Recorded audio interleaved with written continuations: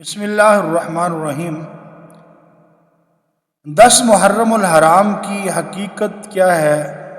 کیا اس کو جو مقام اور مرتبہ حاصل ہے اور اس کی جو ہم عزت اور احترام کرتے ہیں، کیا صرف امام حسین رضی اللہ تعالیٰ عنہ کی شہادت کی وجہ سے 10 محرم کو یہ مقام ہے، یا اس کے پیچھے کوئی اور حقیقت بھی ہے؟ تو آج میں آپ سب کے سامنے 10 محرم الحرام کی حقیقت بیان کروں گا کہ 10 محرم الحرام کو جو ایک مرکزی حیثیت حاصل ہے، ایک مقام حاصل ہے، وہ جب سے یہ کائنات بنی ہے اس وقت سے محرم الحرام کی 10 تاریخ کو ایک مرکزی حیثیت حاصل ہے کہ اللہ جل شانہ نے جب حضرت آدم علیہ السلام کو جنت سے زمین پر اتارا تو 10 محرم الحرام کا دن تھا۔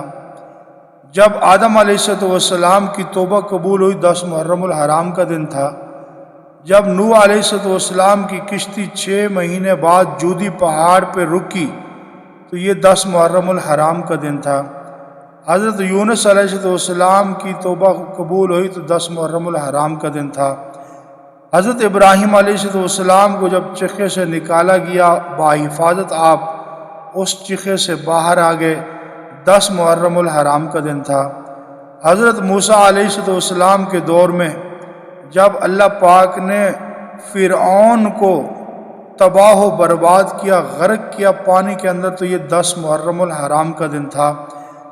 آج اسی خوشی میں کہ فرعون غرق ہوا، بنی اسرائیل کو اللہ نے اس پانی سے نجات عطا فرمائی، اس فرعون سے نجات عطا فرمائی، اور فرعون کو اور اس کے لشکر کو ان کی آنکھوں کے سامنے غرق کیا، تباہ و برباد کیا۔ آج بنی اسرائیل اس خوشی میں، آج یہودی اس خوشی میں کہ ہمارا دشمن ہماری آنکھوں کے سامنے نیست و نابود ہوا، 10 محرم الحرام کے دن آج بھی یہودی اس خوشی میں روزہ رکھتے ہیں۔ تو جب حضور علیہ السلام تشریف لائے مدینہ میں، کیونکہ وہاں پہ یہودی آباد تھے، تو حضور علیہ السلام نے فرمایا کہ یہ خالف الیہود والنصارى، کہ تم یہود و نصارہ کی مخالفت کرو، مطلب یہ 10 محرم الحرام کا روزہ رکھتے ہیں، تم 9-10 کا رکھو یا 10-11 کا رکھو۔ تو 10 محرم الحرام والے دن اللہ نے بنی اسرائیل کو نجات عطا فرمائی اور فرعون کو اس کے لشکروں سمیت غرق کیا، 10 محرم الحرام والا دن تھا۔ حضرت یوسف علیہ السلام کو اللہ نے کنویں سے نکال کر تخت شاہی پہ بٹھایا، یہ 10 محرم الحرام کا دن تھا۔ اسی طرح امام حسین رضی اللہ تعالیٰ عنہ کی شہادت بھی 10 محرم الحرام کو ہے۔ تو صرف اس اعتبار سے 10 محرم الحرام کو دیکھنا کہ امام حسین کی شہادت ہے، یہ بالکل غلط ہے۔ اس 10 محرم الحرام والے دن کو امام حسین کی وجہ سے صرف فضیلت حاصل نہیں ہے، بلکہ جب سے یہ کائنات وجود میں آئی ہے 10 محرم الحرام کو ایک مرکزی حیثیت حاصل ہے۔ اور اسی طرح جب قیامت کا دن ہوگا، اللہ پاک قیامت برپا کریں گے، اس دنیا کو ملیا میٹ کریں گے، کل من علیہا فان ویبقى وجہ ربک ذو الجلال والاکرام والا یہ معاملہ ہوگا، اس وقت بھی 10 محرم الحرام اور جمعے کا دن ہوگا۔ تو اس اعتبار سے 10 محرم الحرام کو مرکزی حیثیت حاصل ہے جب سے یہ کائنات وجود میں آئی ہے۔ آج جن لوگوں نے 10 محرم الحرام کو صرف امام حسین کی شہادت کے ساتھ منسوب کر دیا ہے اور 10 محرم الحرام تک، 1 محرم سے لے کر 10 محرم الحرام تک امام حسین رضی اللہ تعالیٰ عنہ کے غم میں محرم الحرام کے اندر کیا سے کیا خرافات ہوتی ہیں۔ محرم کے مہینے میں یہ لوگ اپنی بیوی سے جماع نہیں کرتے، صحبت نہیں کرتے، جی غمی کا دن ہے، اور ان کی چارپائیاں الٹی ہو جاتی ہیں۔ محرم الحرام کے اندر یہ شادی سمجھنا اپنے لیے بہت عیب سمجھتے ہیں، حالانکہ پورے سال کے اندر ایک دن بھی شادی کرنا، نکاح کرنا منع نہیں ہے۔ یہ ساری اپنی طرف سے بنائی ہوئی.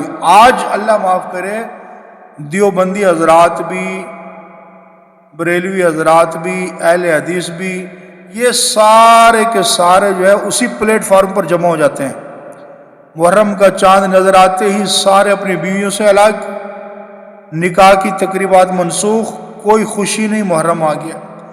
تو یہ ہمارے دل و دماغ کے اندر رافضیت کے جراثیم ایسے سرایت کر چکے ہیں. اللہ معاف کرے کہ آج ہم ان کی تشبیہ، ہم نے ان کی مشابہت اختیار کر دی ہے.